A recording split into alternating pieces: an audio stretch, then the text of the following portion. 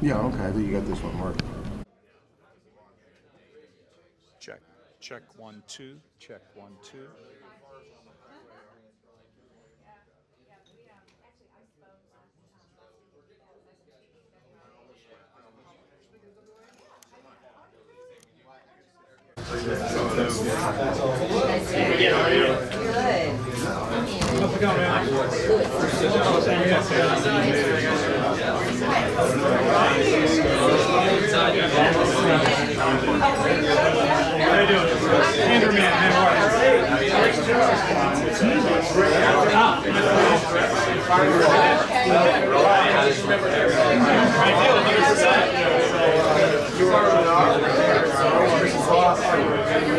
I knew that name was like, I was like, I'm like, suck it up.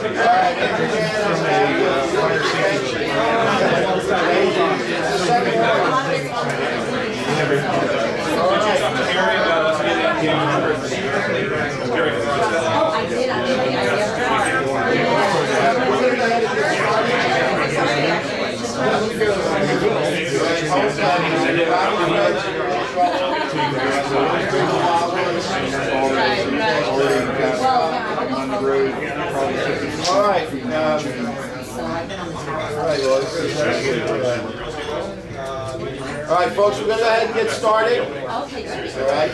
There'll be today's agenda. You're going to be stuck with me for about 10-15 minutes while I do this. This is so I get paid the little bucks. But I'm Pete Murray. I'm your host with Dense Networks, and we have a kind of a nice power-packed hour and a half or 2 hours here with hopefully an enjoyable lunch. You know, Dense Networks is really pleased and happy that you're here, and I'll do my little Carol Merrill for those of you over 50. Okay, these are our sponsors. I want to particularly thank. I see Trey right here and Greg from ADRF. Leading providers of public safety solutions. I see Ray Hill with JMA, another one of the two most important leading providers of public safety solutions. Leo Delgado with Converge Services. Thank you, Leo. And Kevin, there he is. And Kevin Kurz with Annexters. So they're our sponsors today. Thank them for the good food. Blame me for what you're about to hear. That said, let me go take you through. So we're going to go through, I'm going to talk for 10-15 minutes. We're going to then have a panel. Jake Schrader, I saw Jake. Oh, Jesus, sorry. Is joining us from the city of Tampa. And I see we have other dignitaries, and we really appreciate you gentlemen joining us. Key objective today is, you know, we're titled Safe, Smart Buildings, and we're doing a campaign around the country calling Getting to Smart. And you know, key to that really is the interchange, so that, you know, building developers and technical companies trying to solve are on the same page with the officials who have to make sure we have a safe environment inside these buildings. So the more that we have these dialogues, a little bit of good food helps really get you in and get you out, and we hope there's a good exchange. You meet one or two people that you can advance your cause with. I'm going to forgive the gentleman with the Patriots hat on. I thought you'd be proud. So we want to point that out. But that said, I'm going to take you through a little bit of a story of Dense Networks. You know, we exist in an always-on world. Right now, I see one. So far, because we just started, we only have one on his phone. But I guarantee you, about 7 other two. Within 6 or 7 minutes into me talking, there'll be about half of you behind your phone.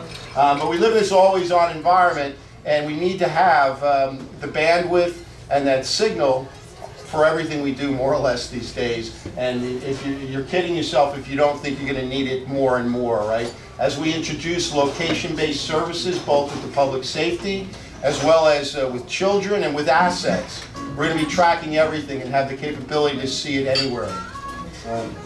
John is a talented guitarist, and apparently he wants. So is that good? Yes. Yep. So we live in this always-on world, but I don't know about you, but I actually deliberately, when I go to the supermarket now, I deliberately leave my phone at home so I can be one with my shopping journey.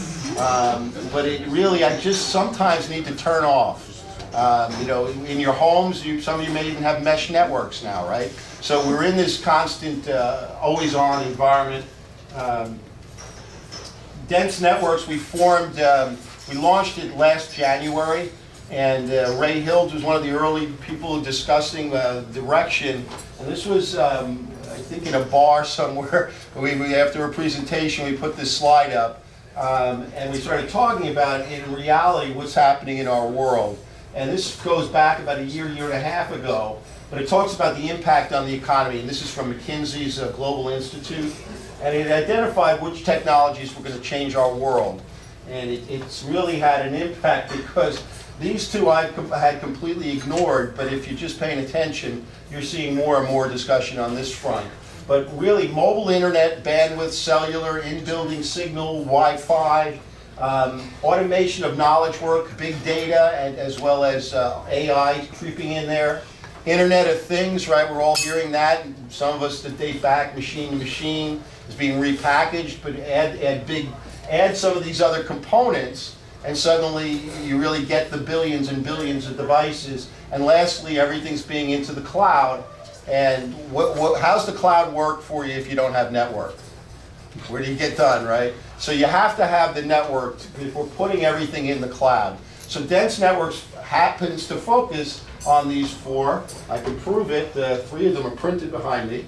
But we really focus on that. And if you've had a chance to go to our website, you can find some silos that explain the technologies. We're continuously developing that, and we look for submissions. If you have some smart papers or video from your company that's not a commercial, but it helps explain technologies, we're happy to post them on the website in the appropriate place.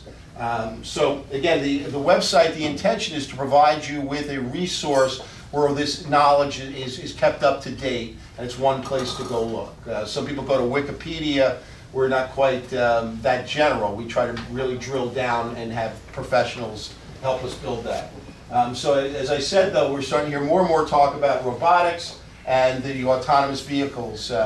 Not with me today, but some of you may be aware of Florida Polytech, right up the street on I-4, that really cool building that you go by with the white and really fancy. Dr. Dean Bushy is working with us now, and he actually presented our Smart City event in Orlando, and he's doing work on this new autonomous vehicle proving grounds that the state of Florida, the Turnpike, NASA, about $100 million was put into developing this, and that's going to open up, I believe, in October of 2017. So our region is fast becoming a center for experimentation with autonomous vehicles.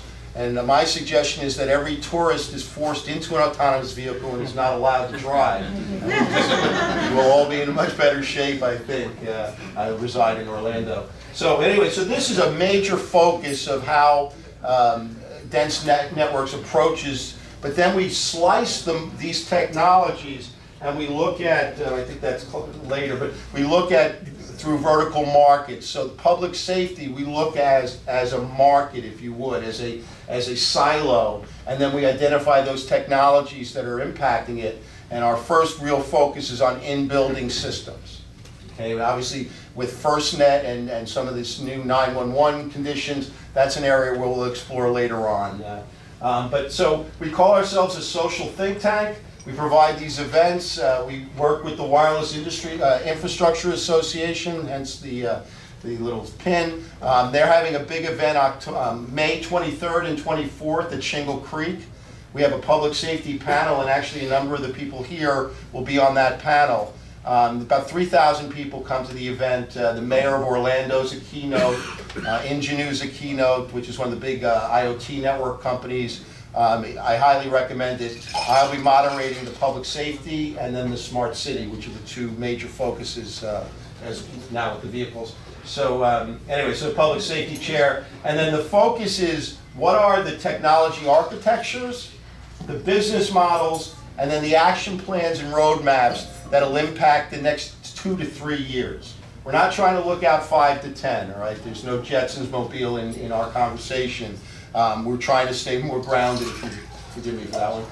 But we're starting to look at what that is, and autonomous vehicles are absolutely around the corner. 2 to 3 years. Not that you're going to have them everywhere, but you know, you're going to start to see that more and more, particularly with some public transportation elements. Atlanta, who we've done some work with, has a pilot program they call a smart corridor on North Avenue, which cuts basically from the far side of the Georgia Tech campus over to a hot neighborhood, North Avenue. It's a dividing line, and they're starting to experiment with autonomous vehicles on that, and they're public transportation autonomous vehicles.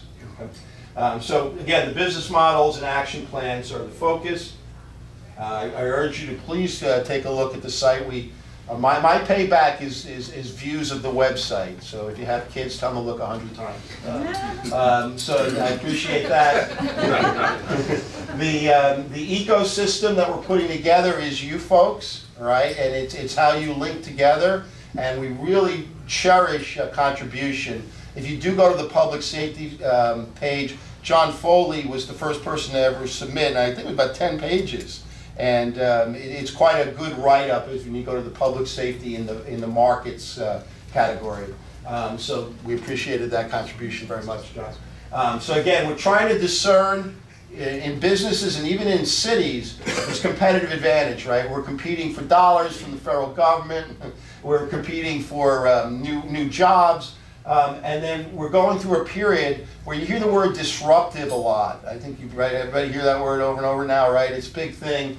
But disruptive innovation is a full-fledged business concept. A professor at Harvard wrote a very famous book.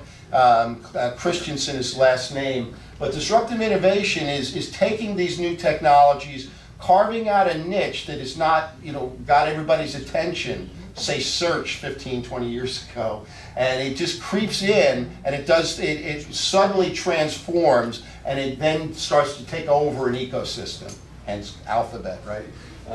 Sort of cocky change of the name. But in any case, so that's disruptive innovation, so that's what we're looking at. You don't want to be the guy who just invested in 100 new record stores right now, right? That's not an expansive business. Retail is getting absolutely decimated by Amazon, right, and other methods. So this is what we're looking at, and we're trying to stay on that curve so that you move sooner than later, right? Beat your competitor because you know how to move that market, right? So in public safety, that's what we're dealing with right now. It's more or less an unknown in a lot of the development circles. Leo works with the developers, and they're feeling around in the dark. And a lot of them make their decision when you go bonk, sorry, you can't get a CO for this building, right? So that's what we're trying to prevent. We want them planning and understanding what your goals are, what your requirements are, because there's the NFPA, but there's really not clear definition as you come down that. And then as we talk through those regulatory on the public safety side, we come back to that always-on environment, and the building owner's got to satisfy that bandwidth in his building. Right? No cell signal, hey, I can't make a 911 call, right?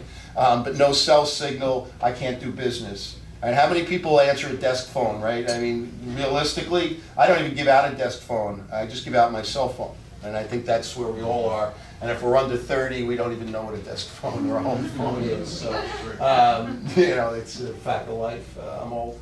So the 8 vertical markets we focus on are talked about here, and we look at them in terms of the smart city, all right? So they all come together in one way or another. So that's the focus. Lots of money and all sorts of marketing hype around it, but it's realistic. Just want to talk about that dynamic. This is a slide from Vertical Bridge. You may not have heard of them.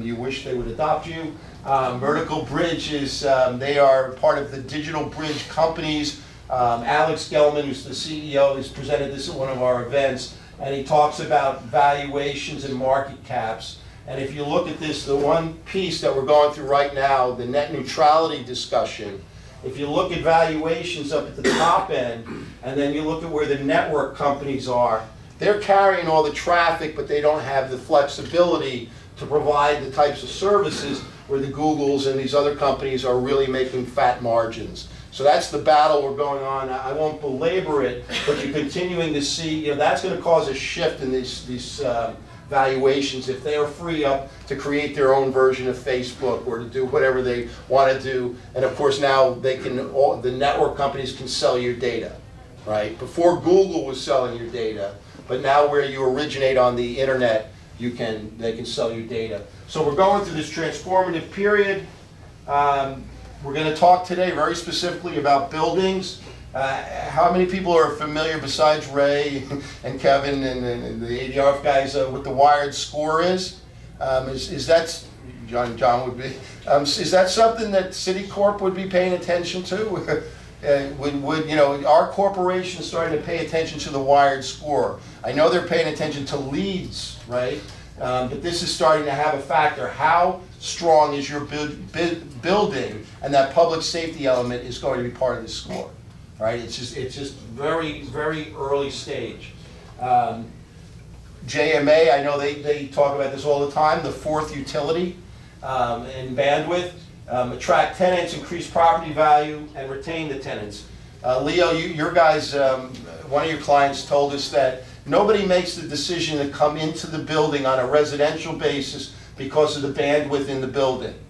They make the decision to leave the building because they can't get the bandwidth in the building, right? Their cell phone doesn't work there. Is that accurate? Completely, yes. See, but memory's not completely gone. But that was a really impactful statement, right? These are major developers building those skyscrapers down in Miami and all that. So it's a warning.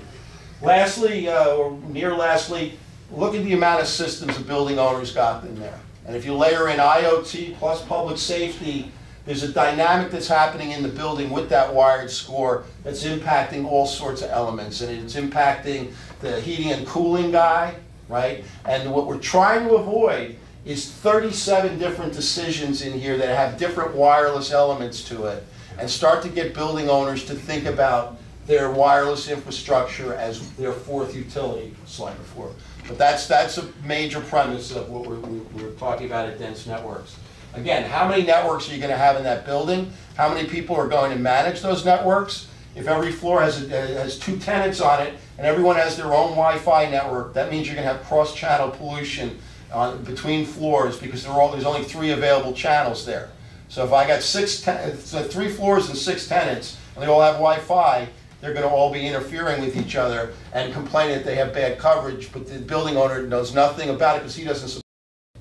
So you're going to see more and more systems be permanent in the building, right? You don't bring your own air conditioning to the building. You don't bring your own bathrooms. In some cases you do. And anyway, so this is a major consideration. And here's where we are, and here's where I'm going to hand it off to Kevin, who's going to moderate the panel. But this is what we're dealing with, right? It affects public safety, and it affects the bandwidth in the building. Okay? So thank you. The panelists, if you would please join us at the front of the room. Any questions or? Yeah, that was pretty smooth for me. Good job. Thank you, Peter. Thank you. Good morning, everybody. Good morning. Thank you for coming today. We want to thank Dense Networks, Peter, and all the different sponsors for working together to make this event possible. My name is Kevin Kurz. I am the wireless manager for Annixter. I've been with them since they started the wireless program 6 years ago. I handle the South Central, the South, and also Mid-Atlantic.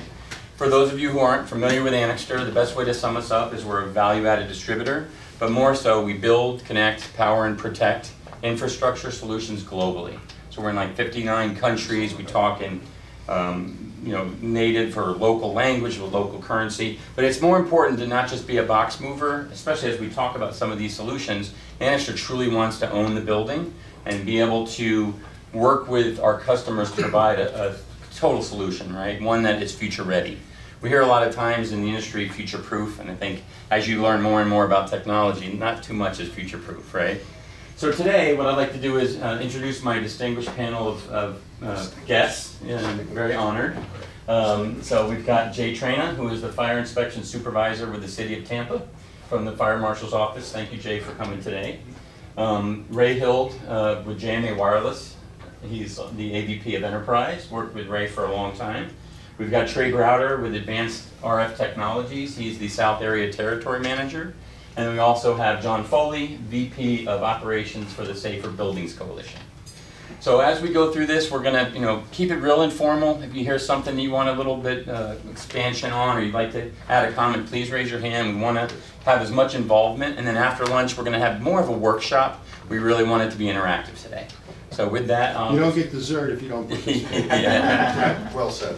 So I want to start off just more importantly thanking Jay. He's very busy, I'm sure, to take time out of his busy schedule to spend with us. And the real value for all of you in the room is really to see from a local AHJ perspective, how are we going to demystify public safety DAS and be able to work together? Because as you've seen all these different incidents from San Bernardino to 9/11, you have sniper shootings in Virginia, everything that you've seen that's gone on, buildings have got to be safe for first responders when they're trying to go into a very fluid situation. Fire, police, EMS, SWAT teams, could be a hostage situation. Very close to here, we had the Orlando Pulse Club, nightclub shooting, which we can get into a little bit. I have a couple of details as to what happened that day. So we'll all be here after the panel. We'd love to mingle with you, but I'd like to start off with you, Jay, first. Just kind of give the audience a little bit of understanding. What are the key in-building public safety things that you're looking for from a requirement standpoint from the city of Tampa? Well, in NFPA 1, it involved, in 09, it was all new high-rises, that the radio enhancement system. Well, it involved, the new code came, and now it's all new buildings.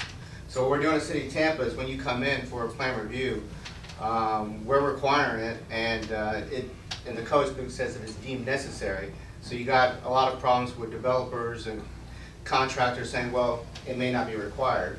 But that comes a problem at the end of the road when you want your CO and it doesn't meet. What we're doing in the city of Tampa is we're having you do a full test, and we want to make sure that you have your 90% coverage in all areas and 98% in the critical areas, your stairwells, your mechanical rooms, standpipe rooms, your command room centers, and this is not just for high-rises, it's all buildings. And it does say existing buildings too, and I know a lot of jurisdictions are saying, well, what are we going to do? You get a building that's been built for 50 years. We're looking into that, but really focusing on the new buildings right now. And when a plan review comes in, it's talking with these architects. A lot of times the architects, they got the design for these new buildings, and they're not communicating with the developer, hey, this is something we may need. And a lot of times what we're doing the plan review is it's not there, and so we require it. We put in the plans.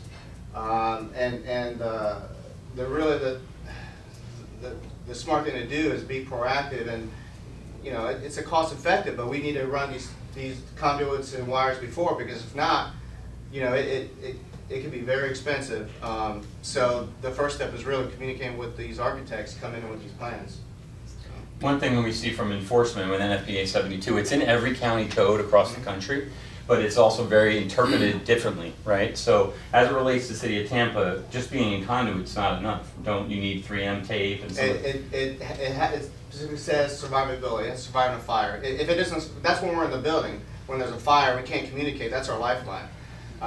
Tampa, we're all firefighters, we came from fire trucks, I've been in a high-rise fire myself. If you're lost in a fire, smoke you can't see, that radio is your lifeline. So it has to survive a fire. Wrapping two-hour rating. We want a 2-hour rating on that survivability on that wire. And you got 3M wrap. There's all different applications, but we look at either the UO listings, the 3M. We look at the specs on what they're using to wrap them. One of the things that we've seen too, there's so many buildings that need public safety DAS that don't have it today.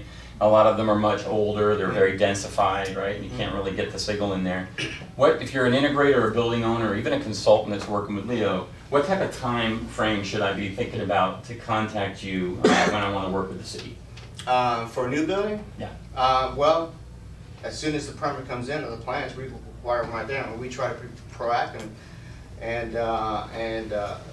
talk to the architect. And a lot of times the architect's not talking to the engineer, the electrical engineer, when they're doing the plan. So we try to be proactive, and the time limit is really up to them. I mean, they can be the worst enemy. They want to find it all they want, but at the end of the day, if it doesn't pass that 90% to 98%, they're not going to get it. And are you walking, is the fire department walking these buildings individually now, or are you requiring an external company to come in and map that data for you prior to, or Or how are you guys doing it? Because it's kind of different all over the place. We're having a third party map it out, Yeah. and we're actually working on a form right now.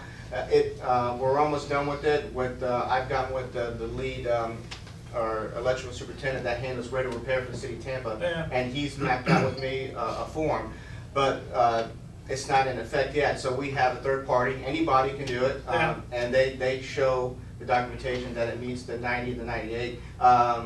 Most of the time it does not. And these larger buildings. I mean, smaller buildings a lot of times will pass, but even these apartment complexes, you see that the architecture is going crazy. They're type 5 construction, but they're so large. And they're so large that they're putting 2-hour wall separation, so that's causing... Yeah, you got yeah. tons of spots. Yeah, they're making horizontal exits in these to separate the buildings, but they look the same. They're all over the city right now. Architecture is really changing throughout the country with these type 5 construction apartment complexes. And to your point, Andrew, there's you take an older building and you do a remodel and you put a lead skin on it to get certs, right? Yeah. You just have 25, I'm on a dB of attenuation, bam, like that you didn't have before. In That's everything. different counties and cities have different, codes on there too. 25% remodel requires a thing, or 50%, and that goes all over. Do you guys have a specific? So what we find is we work, all the state of Florida, and we find different counties and different cities are there, and they have different requirements from NFPA. 72, 213, whatever, 1221, whatever you're doing, they have their own set, right? It's like, oh, here, that they're not telling us. It's not like you do internet search and you try to look. Do you guys have a different set of requirements besides those that are additional to and above that? I mean, if they have more, it would be in their city ordinance. We don't have anything above what NFPA Right, says. okay. And we go NFPA 1, Yeah. says it's required, deemed necessary by the HJ, and now it goes to NFPA 72. Okay. Which before it was NFPA 1 and Annex O. But now we go to 72, the 2010 edition, and we just follow what it says there. You got it, okay. Yeah, no, there's a lot of different, cities and counties that are really bringing out their own spreadsheet and saying, hey, you gotta do this. That's a great question, But Andrew. sometimes, I'm sorry. No, it's okay. Sometimes, there might be smaller cities that don't know. Maybe you can educate them. Yeah. Hey, because sometimes they might require something that's not necessary. Maybe a form just they look at it and say, well, yeah, maybe. Yeah. So I'm not sure above and beyond. I mean, we're just looking at the minimum what it says, which is a lot. That. Oh no. Yeah. And that really is part of the problem. Go ahead, Keith. Is it the fact that you have so much new construction here that you're focused only on the new builds and not on the existing buildings? Is there any plan, or do you think there's going to be a future where the hammer is going to come down and you guys are going to go around and inspect the older buildings and force those guys into compliance? Right now, I'm facing that now. I'm the interim fire marshal for the city of Tampa right now because he retired. It's it's a big ticket to go there, and yes, it needs to be done, but there's a process and really of selling it from education and to one point say, yeah, we're going to require it for all these larger buildings, these large warehouses, these because that's where fire get lost too. Yeah. So it definitely is it will. It just there's a process. So here's the deal. We got 38,000 roughly authorities having jurisdiction in the United States, 4,200 and some counties, God knows how many munis and cities, and all have their own interpretation of NFPA. Some aren't even requiring it. Some of them others just don't know. are. So what? And I'm going to lay this over to John for a second because this is a timely point to discuss. There's a chasm between helping the first responders do their jobs well and staying alive and doing so, educating the enterprise community about what needs to happen, understanding with the integrators and the GCs and the architects and the engineers, because AIA doesn't get it either, right? They just don't know. So we can start to collapse these deltas that exist.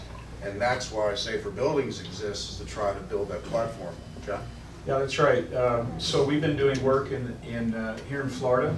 We'll be doing an education seminar in the end of May down at the Carl Springs Fire Academy. But it's events like this one that are very important. It's great that Pete and Dense Networks are doing it because it's really a grassroots effort that is better handled in events of this size rather than a big 3,000 person convention that doesn't really get to, these issues are hyper-local, okay? And so the process goes something like this. We know what the codes are at the ICC and the NFPA. NFPA 72, and then if you move up to the more current version of it, it refers you to NFPA 1221, which really takes all of this and focuses on the in-building wireless stuff. So you form your basic information about generally what the code says. And then when you get a project that's in a particular jurisdiction, whether it's the city of Tampa or Fort Myers Beach or whatever, you have to contact the fire marshal in that area, the building code office, and start a conversation, and start the conversation early. And in some cases, they're going to educate you, and in some cases, you're going to educate them. But they'll be open to the conversation because they want to get it right. It's an important issue, right? And so we found everything from folks that have done 10, 20, 30 inspections already and already have developed impressions and opinions about the right way to do it. I'll give you an example. In one area where maybe they were on their 4th inspection that failed, they're getting pretty frustrated. And they say, you know what, if you come back a 5th time, I'm going to charge you, right? Yeah. To another jurisdiction where they said, yeah, we're aware that people at other parts of the state are beginning to do this. We don't want to burden the developers with a lot of expensive costs for a hard system. Let's talk about a portable suitcase system in a Pelican case that we can roll in on an event-by-event basis. Is that a good idea? I don't know. You know, is it going to be there on time? Will it get there before the first responder does? Is it, you know, what if EMS shows up? What if the police shows up? You know, so these are great topics, and so it's important that organizations like DENS continue to drive hyperlocal events like this one, and of course we're doing the same thing at Safer Buildings. In fact, we partner together to put events like this on. And further to Andrew's conversation too, where's the database that has all this information? There isn't one, right? And there won't be. And well, you can never get it 100% right. Personally, what I've tried to do in the last couple of years is to figure it out as best I can by, is it NFPA or not, which state, and then drilling down to the major cities of each state, the major MSAs, and then understanding what that is and put links in a document so I can kind of get it right or get close to right, and then maybe call Jay up and say, is this true? And then advise the client otherwise. But it's different in Dade, it's different in Seattle, it's different here, and it is a challenge for our side of the industry to understand. But we got to figure out a way to consolidate this mess so that we can help these guys and keep it affordable for the building owners and get ahead of it so it's not costing them. You're not ripping out ceilings like this to run conduit wrapped in 3M tape at, I don't know, what is it, how much a foot? Conduit? Oh, yeah. No, 3M tape. all the above is big money. It's not cheap.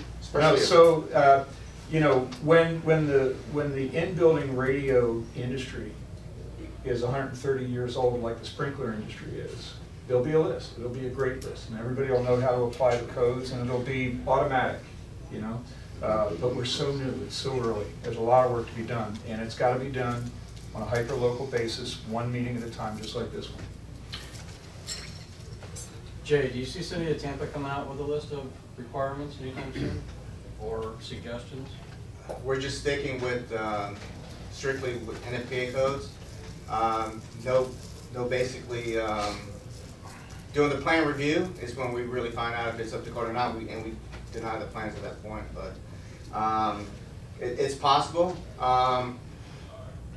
You know, a lot of times for different codes, don't necessarily want to go to a list when you design a system, because then you're missing some things. So we just like to go to this reference and build your system according to this, and we're going to confirm that it's per specs. Is everybody familiar with the basic pillars of what needs to be in an in-building repeater system to meet code? And that was my next question for you, so great segue. Okay. Watch answer it. Oh, well, great. I was going to throw it to Jay from a Tampa perspective, but generally, it's the signal has to penetrate into the building at a certain level, right? And it's typically so many dB, over 90%, even better in 98% critical areas like stairwells and building cores and basements and things like that, fire command rooms. You have survivability, so there's different kinds of survivability. Power, so they want a battery backup, so that if the power's cut, and the power will be cut, the building's on fire, power will be cut. So there needs to be survivability on the power. Right now it's 12 hours. There was some talk about making it 24. Our executive director, Chief Perdue, went and lobbied to keep it at 12, but we'll see how that works. The cable carrying structure itself needs 2 hours survivability. better if it's in conduit. There's product that can that, a 3M tape that can wrap it to give it survivability. And so these So you're are saying that they get the 3M tape in conduit will meet the 2-hour survivability, and what they have right now? If it shows if it's a 2-hour rating. Yeah, Yes. with the wrap? Okay. Yeah, I didn't realize they had the wrap, because 100% the conduit, like that cable, any air dielectric, foam dielectric, whatever you have in that conduit will not meet 2 hours 100%. We've had engineering studies done on it, like we've met the things, but the 3M wrap we haven't really dealt with right before. So so what you're saying is that 3M wrap in that conduit is going to meet the 2 hour and not melt that dielectric for that standard. You make a great point, Andrew. So there used to be cable that had 2-hour burn rating that was UL listed, and UL pulled their listing a couple of years ago because they found that it wasn't meeting the spec under test conditions. It doesn't meet. So I can't tell you the truth on where the industry is. So right now. that's the problem. So they're requiring, people are telling them that they require this stuff, but they don't even know that it's not going to meet the spec at 2 hours. Then, you know, you're not a DAS engineer or that. You don't understand. We find that people don't understand when that cable melts there, the rest of the system that's like, you know, like a antenna melts at the end. That one is gone. It's gone. So once you lose the first one here, they're all gone down. Whereas John said, what if the antenna melts in 5 minutes? And again, so like some of the requirements are kind of like out there, and what you're doing is you're adding like the requirements are there, but some of the engineers not quite there to get it. Yeah, it's kind of crazy because there's all these things. You have to expose an antenna. Okay, the antenna, there's a solder joint in that antenna that literally will melt in about a half a second. We have to be careful about what they call edge thinking. So it's something that I as an engineer am guilty of sometimes, which is we think of the worst case scenario and then apply that to the whole thing. The fact is, if the fire is out in 20 minutes and that 2-hour rack kept the cable okay for the 20 minutes, you know, for the 20 100%, minutes, it's going to be better than if it wasn't protected at all. So, you know, it's not perfect yet. There's a point to it, though, and we may get there in time. The point is that we're talking about saving life here, right? Which, you know, brings up another point. It's not just the in-building public safety radio systems that are critical to the conversation. You know, what good is it if your cell phone doesn't work in the building and you can't make the 911 call? Or you have an active shooter situation, and like in Orlando, people are holed up in a bathroom somewhere, and they're sending out text messages saying, "We're still in here, please don't shoot us." You know, if the signal's not getting into the building as well, the cellular service is also a critical part of public safety communication, right? Yeah, absolutely. And then I don't know if you knew it or not, but the day of the Orlando Pulse nightclub shooting, the radio towers were overcapacitated. So, you know, when we have things happen, the bad guy never cares whether he's going to do something bad on the jurisdictional line. So although the city, you know, drills with different, you know, does a lot of drilling of, you know, incidents that could possibly happen, there's a lot of deranged people in the world, right? So trying to kind of solve for a lot of things within a building, there's a lot of kind of development right now with wireless access points to put a Bluetooth beacon in the wireless access point so that when fire, police, EMS is heading to a location, maybe it's like a school campus, and we know that that bad guy is in the science hall, but we don't know what floor he's on, right? So on the way there, these bad guys are very digitized. They might have an iPod on them, a cell phone, a tablet. You wouldn't believe the stuff they found on the San Bernardino couple. So as they're moving through the building, we have technology today that can actually triangulate that individual so that when we go there, we can get there quickly. On the shooting, I guess it was the second shooting at the Navy Yard. First one was Nadal Hassan. You guys are probably all familiar with that. You know, a couple of years later, after I had given them a DAS quote for both public safety and wireless service provider DAS, there was a second shooting. On that shooting, the gentleman, the crazy whack job, was actually hiding in a janitor's closet. Well, they swept the building at the mezzanine level, and their radios weren't working. So they had to go out of the building to call the incident commander. While they were doing that, this guy leaves the janitor's closet and kills 2 more people, right? So once again, there was no public safety DAS in that building. And so we're seeing real life instances where this is an issue. I work a lot with the federal government because I have the DC and Baltimore area. So John, question for you. I know there's 2 schools of thought with regard to public safety and what components can be used in the same layer. Give us your thoughts upon, you know, keeping converged, or should we keep it separate? You know, from a cost perspective and a technical perspective, there's good argument to be able to converge some of it. I'll give you an example, backup power. So it used to be that in a distributed antenna system, what you would have is you'd have a sort of a head-end room with a lot of gear, and all the sources would connect there. And then to get it to the rest of the building, especially in a big one, you would use fiber and then a repeater that would change it from fiber to RF over copper and distribute it all over the place. And each of these little repeaters would go in telephone closets all over the building. So you'd have to run power to each of those and a little APC battery backup unit and all those kinds of things. Now you got a real maintenance issue because you got to run around and change all those batteries, and you got to maintain them all, and what if somebody unplugs it? You know, you could lose a whole section of a building because of a little power failure of a little $200 box, right? So now there are companies that distribute and sell distributed power systems. They use, it's basically power over Ethernet on steroids, right? So they can centralize this power and send it over twisted pair all over the building. It can be backed up with a nice beefy battery plant in the head end, and maybe even by a generator on the back. If that system was available, wouldn't it make sense to be able to share that between the various building systems, including the public safety system? It's a hardened, redundant, excellent, shareable power system. It would make sense to me to share that. Pathway, conduit systems absolutely could be shared. And if why build parallel pathways? Very expensive, particularly here in Florida. We have heavy concrete that's needed to withstand hurricane winds and those kinds of things.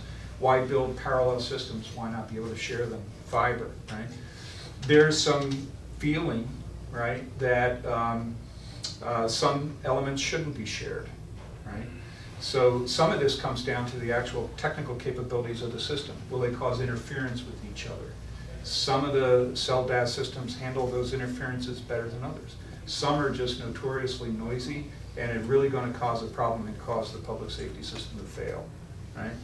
I've had conversations with some AHJs that say, you know what, this idea that if there's a complex of 5 buildings, say, we'll have a head end in one and then we'll satellite out to the other 4 buildings, which is a solid premise for saving money in a cell system.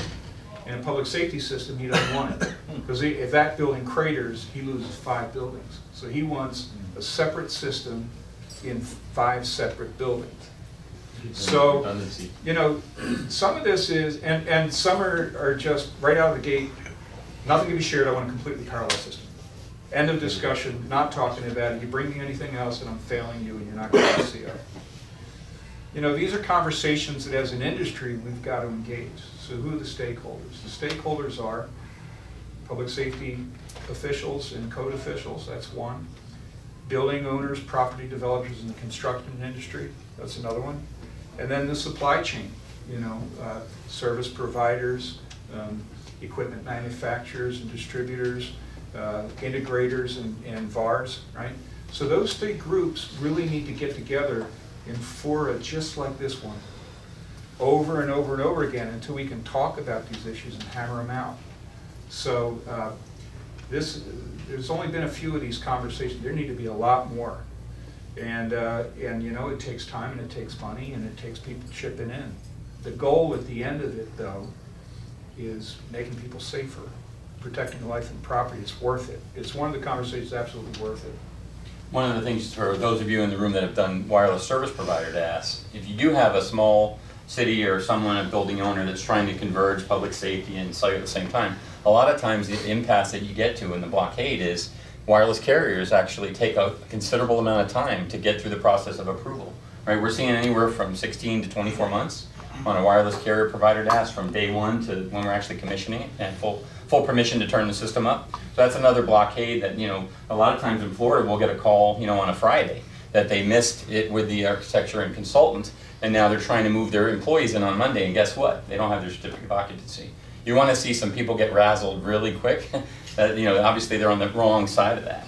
So with that in mind, Ray, how important is it for the architectural community, the consultants and engineering firms to really help us create this 4th utility concept? It's to tag on what John just said, we can't do it without them. It's 100% important, more than that. Because in the scheme of things, that's where it starts. When you do a greenfield or a remodel or whatever it might be, there are plans that are drawn up, right? There are considerations that are taken care of, but we have to change, work together to change the whole mentality of things.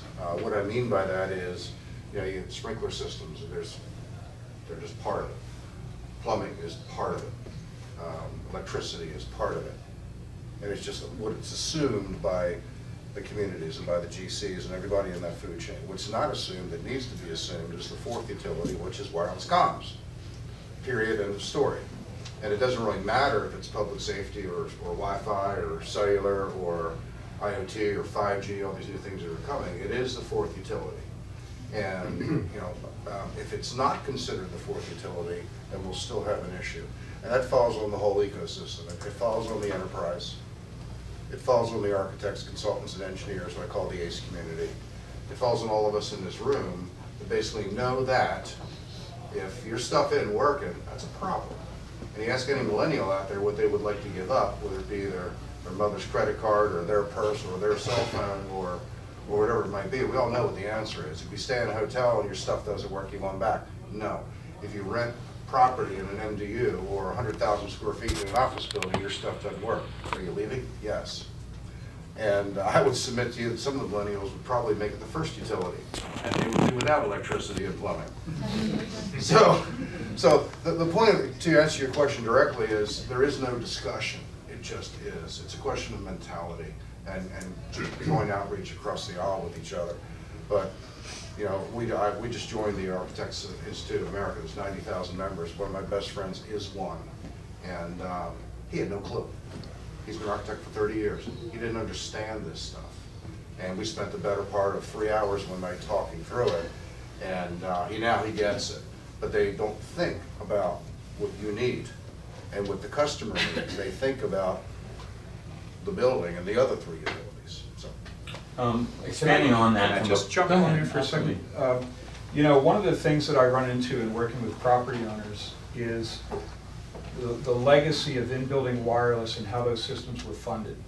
So for you to the enterprise, they say, well, the carrier's going to bring money. I actually had a conversation with a big developer 2 weeks ago. I sat in his office and he said, well, why would I ever spend money on an in-building repeater system? It doesn't benefit me or my tenants. It benefits the carrier because their service gets better in my building. boy, that's a 10-year-old argument. Well, but it's still out there, right? It's an argument that's still out there. This notion that the carriers are going to show up next week, next month, next year with a bucket of money to pay for the system, I could just kick the can down the road. There are fundamental shifts in the economics of the wireless industry that are happening right now that's just made that a dead issue. And if you've noticed on television, what do you see? You see Sprint saying we're 99% as good at half the price, right? Or T-Mobile saying we'll buy your contract for 50%. They say they're 1%, 1%. Yeah, well, but the point is that you know, so they're racing to the bottom on price, and Verizon and AT&T have no choice but to follow. Okay, and it's why Verizon said, okay, you know what, unlimited data, fine, we're in, you know, with a big asterisk next to it. But so they're racing to the bottom. What's that make them do? Well, they're getting alligator arms on their capital spending, and the money that they used to bring to the table, they're not bringing to the table anymore. It's just not there. Well, what do you guys see? Wait, it's not Yeah, I mean, well, I was going to say, I mean, you should ask your developers if you expect FP&L to come in and pay for all the electrical work that needs to be done in this building. I mean, no, it's expected that you're going to have lights, you're going to have all the electrical utilities. You don't even think about it. Yeah, I mean, so as Ray said, it's the fourth utility, and you got to think of it that way. Yeah, you're right. You're right. And what we find interesting, you know, some of us have been in this space for a long, long, long time. There is a paradigm shift. That pendulum has moved. So if you look at it from Verizon's perspective, just for a second, right, or any of the carriers' perspective, their COGS remain about the same, maybe even go up, right, every year. Their cost of maintaining the network and improving the network, and now they're staring at 5G right in the face. They haven't even hardly monetized 3G, and they're trying to still build that 4G, and now they got all that. It's a lot of money, right? It's a lot of money to invest in this. I'm not taking up for them, I'm just trying to share. So if you buy a device, and back in the day they'd subsidize it, right? Now you got to pay $25 a month or $800 to get your phone. That's why it happened, because their margins are shrinking. And if you're willing to pay, I don't know, it's $300 or $400 a month for your rate plan, and everybody did that, maybe they'd have enough money to build every building in the United States. Probably not, but maybe not. So it's not that they don't want to, they just simply cannot. So you get into the funding piece. And especially in the million-square-foot buildings, they're fairly simple to do. If you're in a Super Bowl city like Minneapolis, we're doing a ton of work up there. Carrier's got money for Minneapolis, Super Bowl's coming. So you light up a dozen hotels, Viking Stadium, University of Minnesota, all that stuff, not a problem. But there is no Super Bowl in Orlando or Tampa yet, right? So they follow that money trail to try to manage the traffic that goes to the Super Bowl cities. The NFL cities is where they focus their money. If you're not one, forget about it. Not going to happen. Give the Bucs a little credit. No. What's that? I said give the Buccaneers a little credit. Sure. Just not the Patriots. Just lit up. Just not the Patriots. So the point is, throughout Tampa because of the Super Bowl. Don't discount it. right, and a lot happened. So when you get down underneath the NFL stadiums and the Empire State Buildings and all those tier 1 kind of properties, right? There's about 8,000 of those in the United States. That's it. I think there's 121 professional sports facilities in the United States, hockey, basketball, blah, blah, blah. And you get into the tier 2s, which represents about 130,000 facilities between, let's say, 100,000 and 500,000 square footers. It's a big market that the carriers cannot afford to fund. They just can't, they just don't have it. So there needs to be, and we've been doing this a long time, there needs to be creative ways to enable public safety, to enable traditional cellular DAS, to enable even more, as much important as that is convergence in these facilities, and that's all what dense networks is all about. If you build the infrastructure, you do it right, and you design it right, and if Andrew does it, it will be designed right, you can do what we call the POEM principle. You can pull one time to enable many things, POEM. So if the enterprise thinks about POEM, and the funding companies think about POEM, and you put the right infrastructure in the horizontal, you have the right battery backups, you can enable and make Jay happy. You can enable the security cameras, right? You can do the IoT stuff. You can do sensors. You can do smart door locks in hotels. You can do all that stuff over time as the enterprise decides to move forward with it, versus when we put our heads up in the ceiling today, you see the bowl of spaghetti, they paid somebody 8 times to do 8 different things, 8 different failure points, 8 different maintenance contracts, and it's all copper. It makes my head explode. So the next step in our business is to enable public safety, to enable cellular, where's Keith? To enable Wi-Fi. So where's your ROI? But Wi-Fi. but if you can spread that across multiple things, it makes more sense from the enterprise, as long as you have command, control, and security on the back end, that they can enable to override those things. And fiber gives you that layer 1 separation piece, so you can just attach appliances. So if the new AP, okay, change the widget out. And if you want to power it with AC or DC power at the edge, thank you, John, that can be done. We do those things. On the funding message, what do you guys see with the third-party operators and their play in all this? Depends on who they are. So the traditional, without naming names, the traditional ones that begins with a C and an A are traditional ones, and they do a great job of it, and they're great guys. There's one that begins with a B that is a little more flexible in terms of convergence and Wi-Fi, do a lot of airports, right? They're more progressive in the way they think and the ability to monetize over multiple technologies, which to me is the way to go, right? And then there's other ones out there, I can think of about a dozen on the top of my head, that can do all kinds of creative things, whether it's a $1 buyout, technology refresh every 3 years, so you change the widgets out. Because maybe the enterprise wants to CapEx the fiber because they can write it down like they used to do their PBX 20 years ago. Maybe they don't. But maybe they want to OpEx all the other stuff that changes all the time, and just pay rent or release on that. Don't care. So there's companies out there that are more flexible in the way they treat these things, and you want to know more offline, I'll be happy to share. I can tell you that on the wireless consulting side of my world, which I do also, by the way, we're in active conversations with the biggest of these companies, and I can tell you a few of the shifts that they're making. One is, like if you go to Crown's website, for example, they now have a public safety page. They're addressing it head on. American Tower is getting ready to do the same thing. Another shift that they're doing is they're interested in investing in the carrying structure, the pathway, and the fiber plant. They want to find a way to make that an asset that they can put under their REIT, their real estate investment trust, and make that so because they know that they're going to put this carrying structure in there, and then there's stuff that's going to be hung. If you remember back to Pete's slide that had a building that had 50,000 different lines coming off it of different kinds of technologies, right? They all need bandwidth, and they all need power. So the carrying structure, the best is fiber, and distributed power. So the third-party operators now want to own that infrastructure. They want to be on your roof because now FirstNet has rung the dinner bell. We know it's going to be AT&T. Some of it's going to use their existing cell towers, but you know what? They'll tell you right now, they need a lot more rooftops, and they need a lot more towers, they need lamp posts, and they need street lights, and they need all kinds of things to hang stuff on. And then you got Pete's friends at Ingenue and Sigfox that are trying to do machine-to-machine. They need rooftops and sides of buildings and billboards and all kinds of things as well. So the third-party infrastructure guys are very interested in every bit of that and finding a way to monetize it, to keep as much of it as they can for their shareholders and give as little of it as possible to guys that owns the building, where guys like Leo can help a building figure out how to keep more of that pocket. So they're not driving the message as much as the carriers will pay for it? And hey, you don't need to spend the money enterprise, we'll get... Yeah, the big guys are starting to make that turn, but legacy-wise, as you know, it's been, sell and that's it. But John's right. If they can figure out a way to monetize it, why not? Mm-hmm. And if you own the fiber, you can put up the toll booth. Well, and make your money back a nickel at a time. Yeah, what they're doing is they'll come to a building owner and ask for a 3-year lockup. Because, they used to ask for 1. Now they're asking for 3 because it's 3 times as hard to get a carrier to commit money to a project. And by the way, they won't spend a dime on infrastructure until they get the anchor lined up. Correct. So meantime, the enterprise waits and waits and waits, and then things change again, and they wait some more.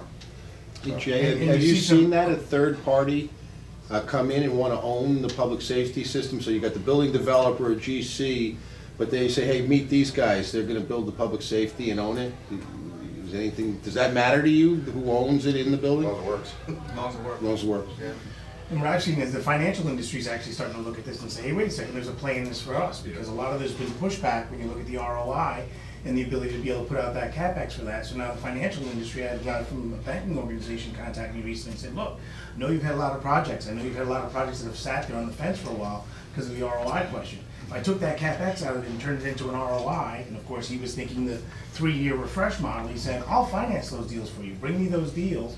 I'll finance them at these big, great bank rates that a lot of people on an individual basis wouldn't be able to get, because they realize there's a play in this game now.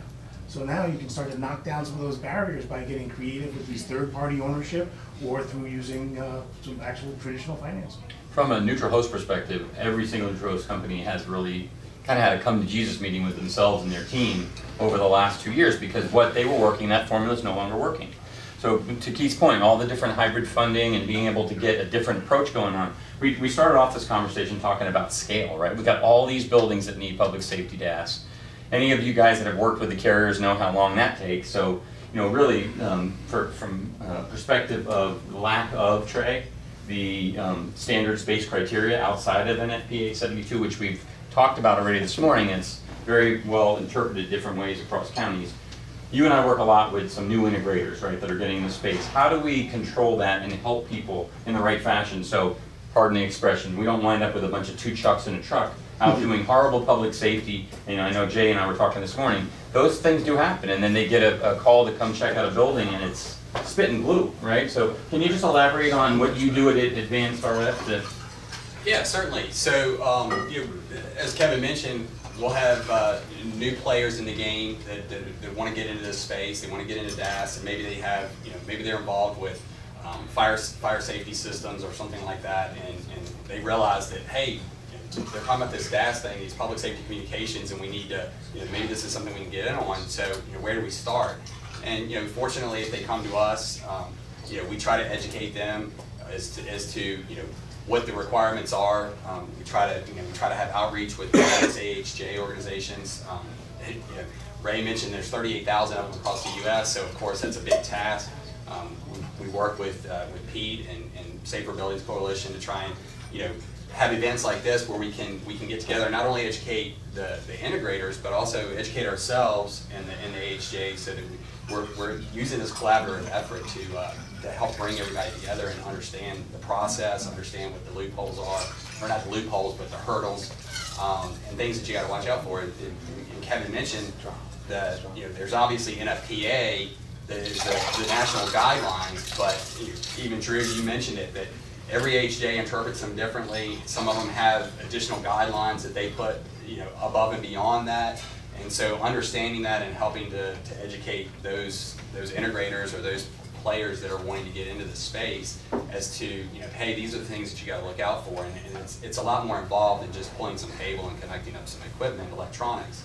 There's a fair amount of engineering expertise that goes into it. For those of us that have been in the industry long enough, we realize that. So like I said, it's a matter of educating those folks that are trying to get into this space.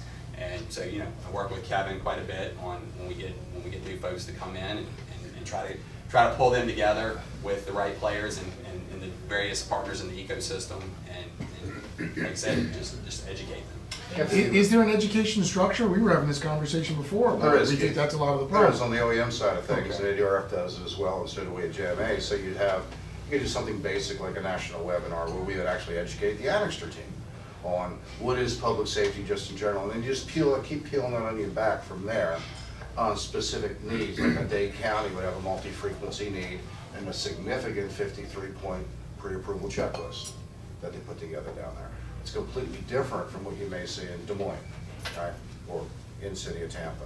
So those things. So we've compiled a public safety code guidebook we're going to share with the Safety Buildings Coalition. We don't have it all, but we got as best we can so we can guide people.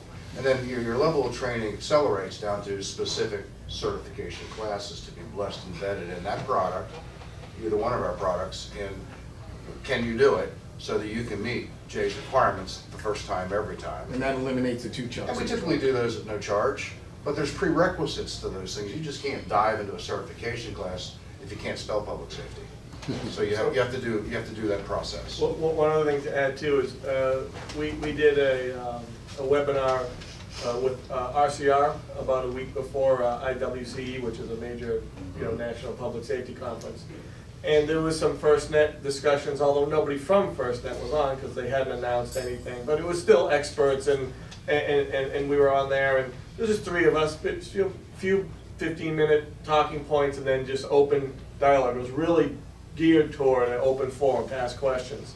And the web had a lot with the chat feature. So first question came out to someone who was talking to, we had a gentleman from LA Ricks, with it. They built like a small FirstNet pilot network, something that might look like the real one. And he was going through the ins and outs, which was very educational. First question comes up is, what about in building?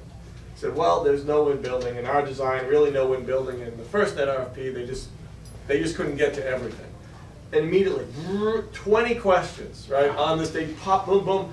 I mean, luckily they captured them all and emailed those, but we couldn't keep up with them. And this was just one section, but it was so attractive to the audience. Again, like 350, 400 people were on this call. So that just gives you an idea. So then the first natural question is FirstNet going to be, part of a, public safety requirement moving forward? So just because I think we had all hoped with everything that went on with that RFP that it was going to be included. And you look at a state like South Carolina. I live in North Carolina, but South Carolina, they got spent billions of dollars on their Palmetto 800 frequency. FirstNet's coming out at 700. So what do you tell a state like that? Is the state going to be forced to do FirstNet because they're going to need the interoperability on the county and state jurisdiction? They could maybe opt out, but then the other piece too, the first responders that I've talked to, particularly on the police side of things, and the emergency management offices, right, whether it be FEMA or any EMA in any state, there's a privacy issue for first responders as well because it's a data-driven network. And it's controversial enough to wear the body cameras. But what about if they know everywhere that you are and everything that you're doing? How does the first responder community feel about that in terms of general public having access to every step they take? Well, let's ask them. Jay, do you opt out or opt in? I mean, I don't know. Don't necessarily like it. But I mean, do you see that as inevitable? That's where it's going to be, and you've got to just work around that and deal with it? I think it's evolving as we speak, you know, and it's just like, we're talking about this, and there's gonna be another problem, but, you know, and a lot of it is privacy and stuff, yeah, absolutely, yeah. Privacy and politics. Yeah. From a politics standpoint too, you know, I go back to when I was a little boy. My mom and dad told me at a very young age wants versus needs, right? I talk to enterprise building owners every single week about public safety implication. First thing they say to me is, my county's not enforcing me to do this, I'm going to spend it when I'm about ready to be fined.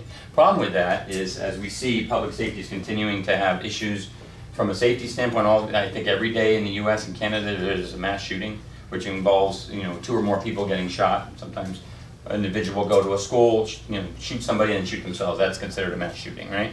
So you get to a point where you step back from that until someone says you have to have this and more counties are enforcing it. I think that conversation, we talked about the ACE firms and everything else, is going to have to be had early on, you know, even before floor plans are being drawn up. And I think that's the paradigm shift, right? I mean, you'd love for everybody in your county, in your city, to have a plan for this. And I think it's just all about education and one building at a time. We have to work together to make all this happen. Public safety is everybody's problem. Yeah, and when you're speaking about these companies coming in, the fly-by-night, hey, you know, hey, you can make some good money doing this.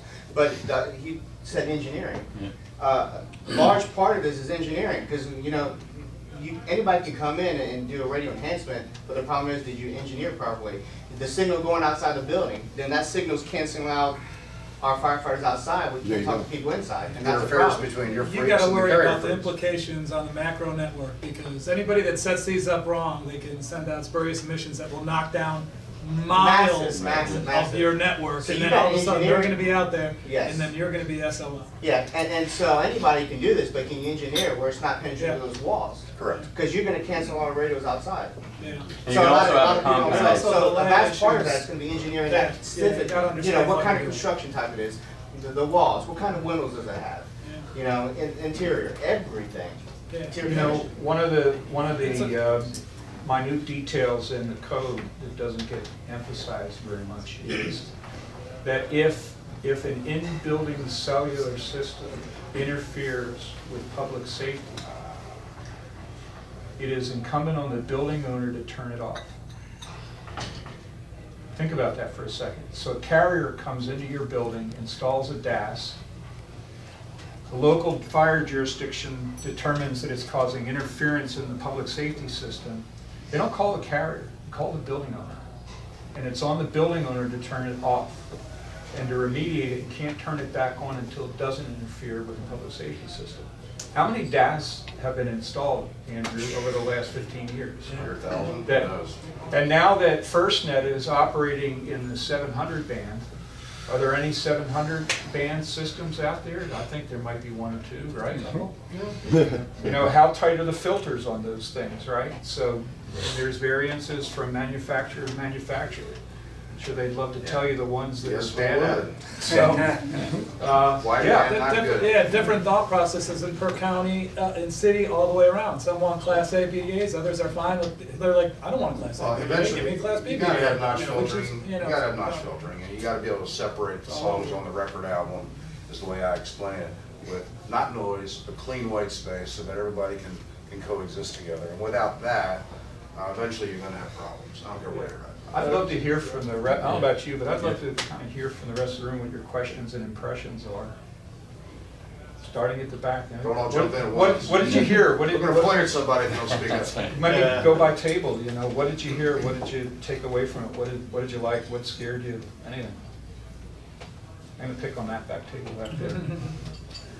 Somebody from that table, anything. What one thing that stuck with you from the panel today? What did you hear? Anything. Lunch is at 12:30.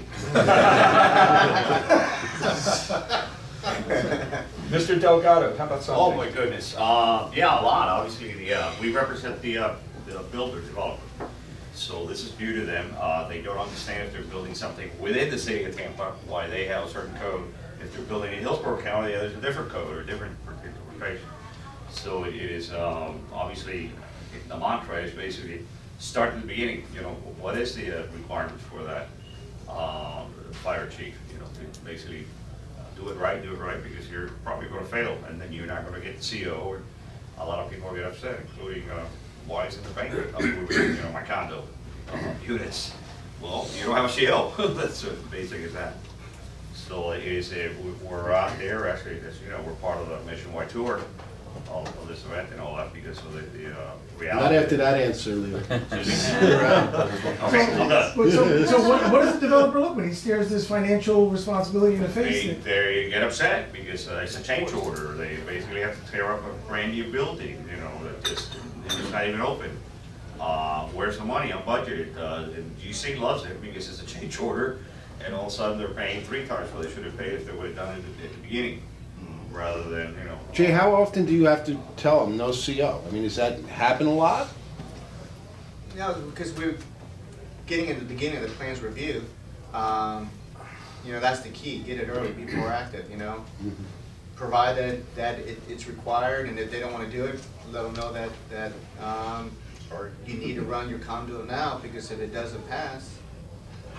But does a percentage ignore you and just move forward without it? No, I got a good plans reviewer back there. What stage? That's good. We haven't had that problem yet. That's good to hear, because we hear so many horror stories around the country where you guys get called in. But do bad they communicate? Mm-hmm. You know, that's the thing. Communicate. You got to talk. You gotta let them know this is what it is, and this is the consequences of this at the very beginning. But see, the CO is a big barrier for them financially, right? Yeah. They're not gonna make their money on that. Yeah. And I understand that, and I go back to again my first question is that's great in that new build because you've got that hammer over them.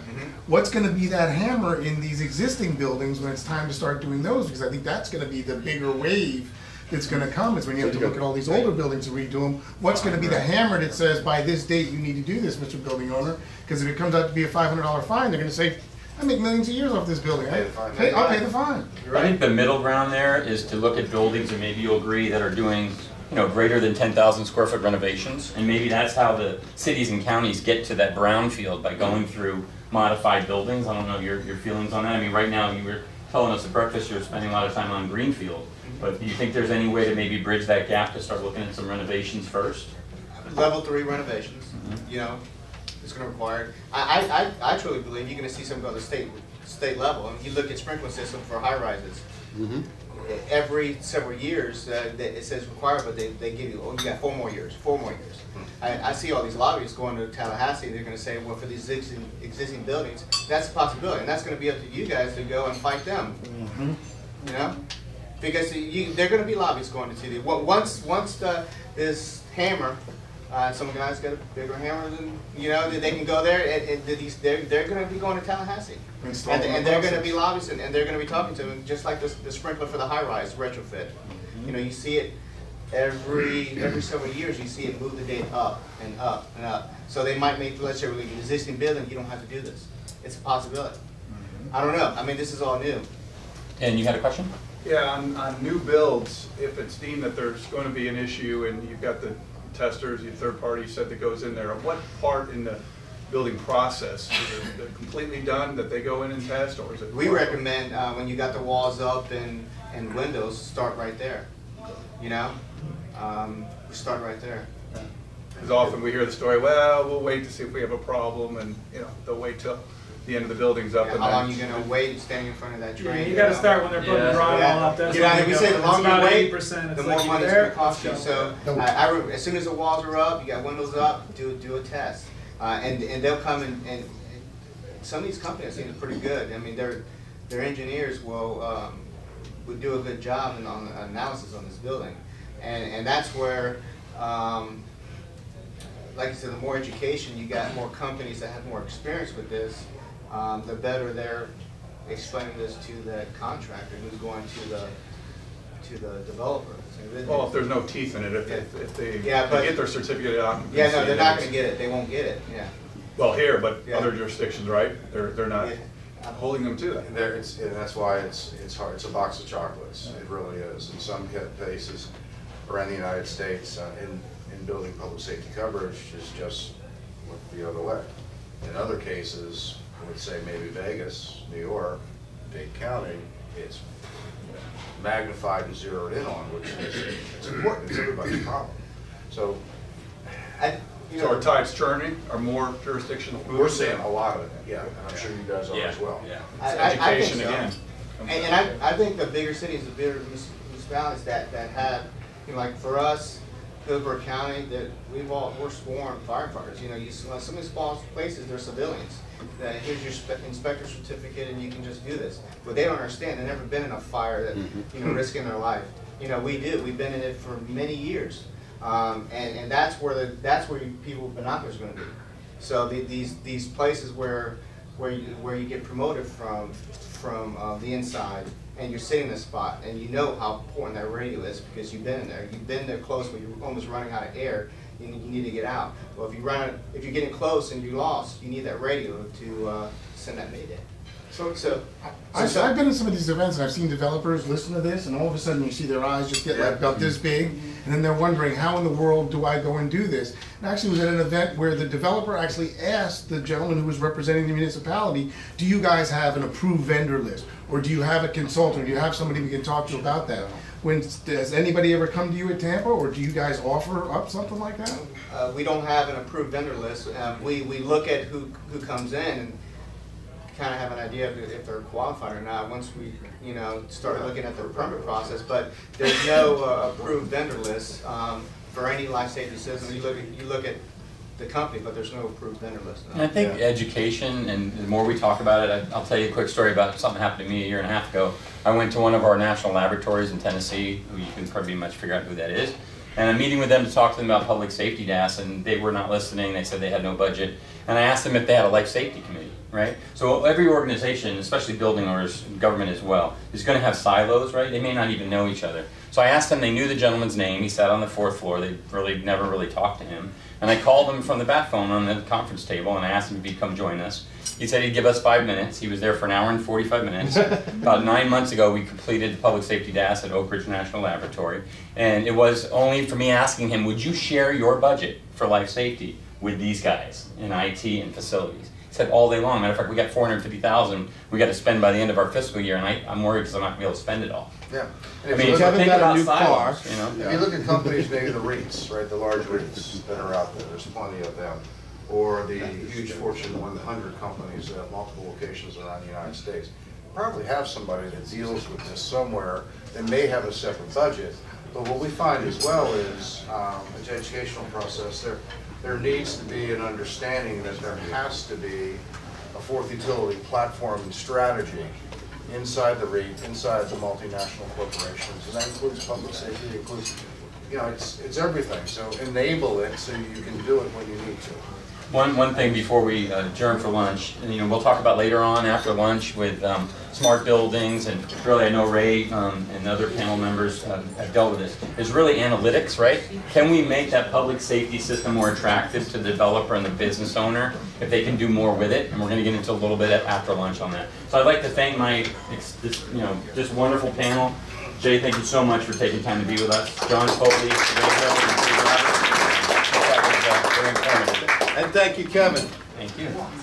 Yeah, so the flow of the event, please feed your faces, enjoy, you know, chat amongst yourselves, and then in about 45 minutes, we're just going to open up and we're going to talk about buildings, public safety, and then we'll have a more open dialogue amongst the group because we have some experts all over the place here. So we want to hear from everybody, besides Andrew.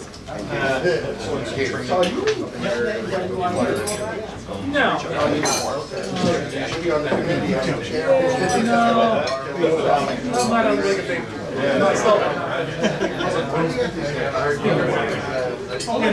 Public safety DAS.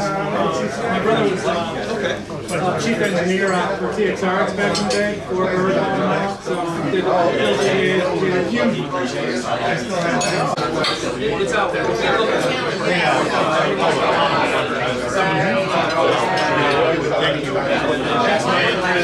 Still got to bring it up.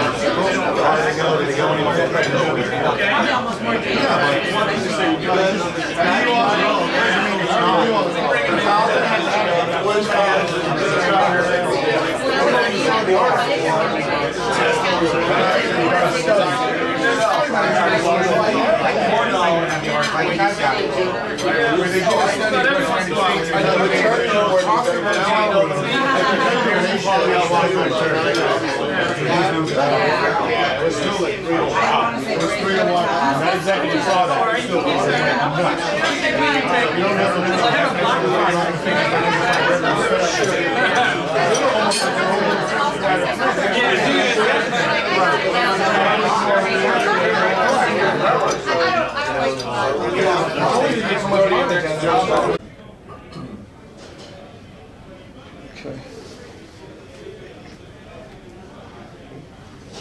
So how do you pronounce your last name? Hudkins. Hudkins. So we're here with Michael Hudkins from the Hillsborough County Fire Department. Can you tell us a... John, I'm sorry. I don't want you in the picture. Oh. We're just trying to get, yeah, you ask him off so he can just do it. We're gonna, He's the director. Yeah. Well, no, because we're going to edit you in and, I don't want Okay. to, like, interview. I understand. I want, just his Got it. thought leadership. Okay. So Michael, can you tell us about what in-building public safety radio system requirements are in effect at Hillsborough County and what they're based on? Certainly. The repeater system, as it's known, is an NFPA 1 11.10, the Florida Fire Prevention Code 5th edition, which is the equivalent to the 2012 edition with some Florida amendments. It is in place, it's been in place for almost 3 years. It is required, however, for certain buildings that meet the criteria. And the criteria is very subjective. Buildings that would require it would be large structures that could possibly have a communication disadvantage. It could technically be used for a single-story structure, could be for a Amazon, could be for a large warehouse. However, that's up to the communications division with the sheriff's office and the fire department to collectively go out there to determine if you can have proper communications. If not, it would be subject to the code requirement.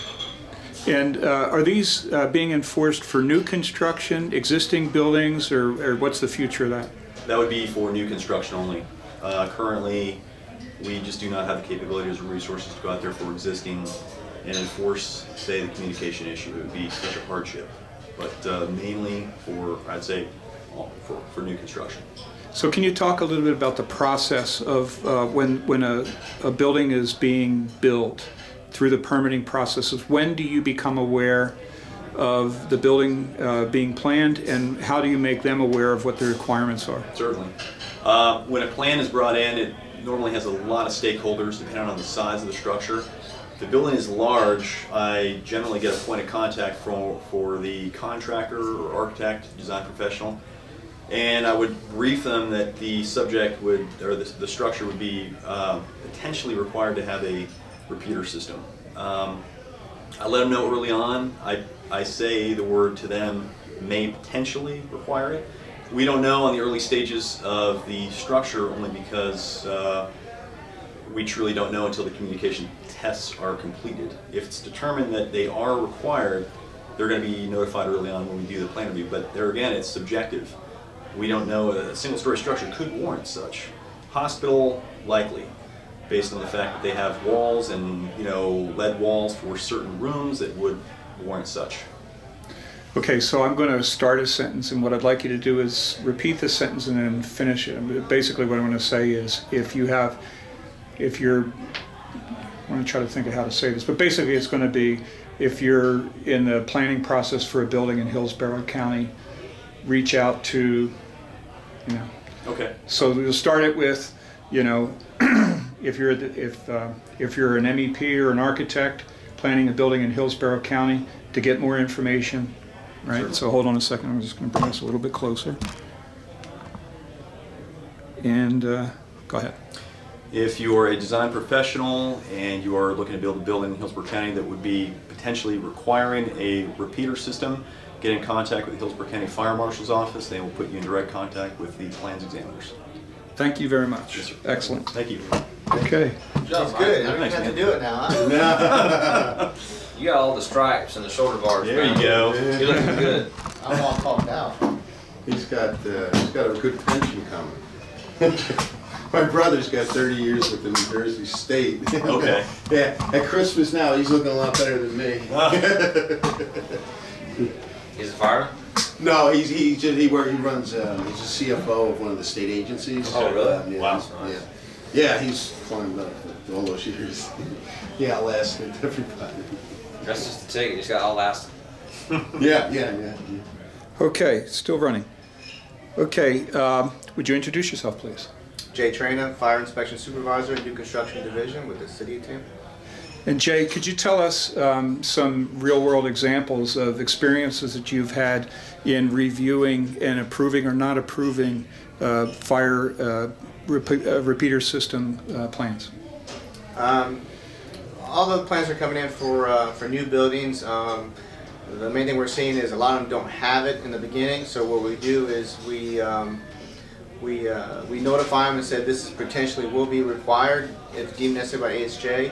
The problem we're having is you should not wait to the end till a building is built. So we advise to have a design professional look at it and look at the construction type. And if deemed necessary, it's a good idea to run your conduit while you're building the building and you're running all your wires at that time.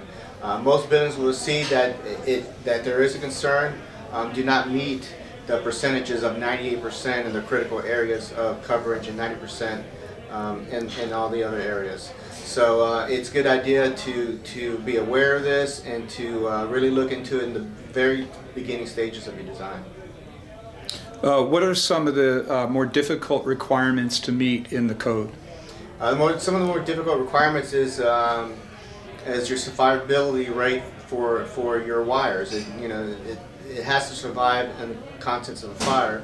So the difficulty is finding what to use. You're using 3M tape, or you're wrapping it, or you're looking for a 2-hour survivability rate in the wire. And that's the most difficult. Is your horizontal chase runs. Your vertical runs, if you go early, you can go in your rated chases in the beginning. The problem we're seeing is a lot of the horizontal runs that you need to get to your antennas. How do you feel about converging together a public safety system and an in-building cellular repeater system? I think the technology is there, and as a VAR, I think it's a good idea. You have best of both worlds. You have the radio technology where the repeaters can we can utilize if we're in need of a situation, and then you got the cellular part where people can actually get a phone call out if there's a active shooter situation, or they simply just need to call 911 because they're having a medical emergency. So I think merging the two would be a good idea, and as the technologies evolve, it's definitely worth looking at. That's good. No, that's a good one, right? Okay, so I'll ask you. How, and you can look at that when I'm done. But how you already answered this, but how often do you see unprepared developers and building owners to go ahead and accommodate this? Do you get much pushback, that sort of thing? When plans come in, I think a good majority of them are unprepared and unaware of the design. So a good architect with the knowledge of this, and as the technology gets more and more, they'll be coming in more with the knowledge that, hey, this system needs to be in. But right now we're seeing a lot of situations where it's just unknown for them, and we're the first line of communication. Hey, this is required. So as architects and engineers, electrical engineers, get more aware of this new code, then they can come in and with it on the plans and communication with the developer. They come in with the design build, let them know, hey, this is a cost element and it's a requirement for NFPA 1. So so the awareness of the architects and the designers and the electrical engineers is really critical to get this this going.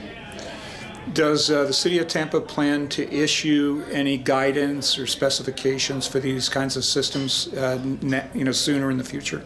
Right now in the City of Tampa, what we're doing is we require, and we per the code, we don't necessarily get a checklist because we want the design professionals not to go off of a checklist, and we want them to learn. How are you going to learn? You're going to go to NFPA 1, and you're going to go to 72, and you're going to look the code in its entirely, so you know exactly what you're doing.